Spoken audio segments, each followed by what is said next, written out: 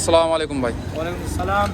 ভাই, আপনি আগামী জাতীয় সংসদ নির্বাচনে এদেশ কোন দল ক্ষমতায় দেখতে চান? জি। জামাত ইসলামের জোট 10টি, বিএনপি এবং চরমনাই, এই তিন দলের মধ্যে আপনি কোন দল এদেশে ক্ষমতায় দেখতে চান? আমি জাকের পার্টি দেখতে চাই। জাকের পার্টি, ওটা আপনার কোন দলের মধ্যে আপনার আছে? এটা গোলাপ ফুল। গোলাপ ফুল, এটা কি জামাত ইসলামের না না, মধ্যে একাই আছে? একাই একাই। ওরা একাই নির্বাচন করছে, আপনি ওই গোলাপ ফুলকে এদেশে দেখতে চান? হ্যাঁ। কেন আপনি জাকের পার্টিকে এদেশে ক্ষমতায় দেখতে চান? জাকের পার্টি এটি একজন হিজবুল্লাহর দল, আল্লাহর দল, আল্লাহ রাসূলের দল। সেজন্য আপনি চাচ্ছেন যে হ্যাঁ। জাকের পার্টি জাকের এদেশে পার্টি আসুক, দেশ আসুক। শাসন করুক। আপনার এটা বগুড়া, এটা কত আসন? বগুড়া এটা হ্যাঁ, শেরপুর কত আসন? বগুড়া ধরুন কত আসন যে আমি সঠিক জানি না। শেরপুর কত? 5? হ্যাঁ, 5 আসন। 5 আসন মনে হয়। আপনাদের এখানে জাকের পার্টিতে কোনো শেরপুর থেকে নমিনেশন দিয়েছে? হ্যাঁ। আচ্ছা, আপনাকে ধন্যবাদ। অসুবিধা না মাসুদ।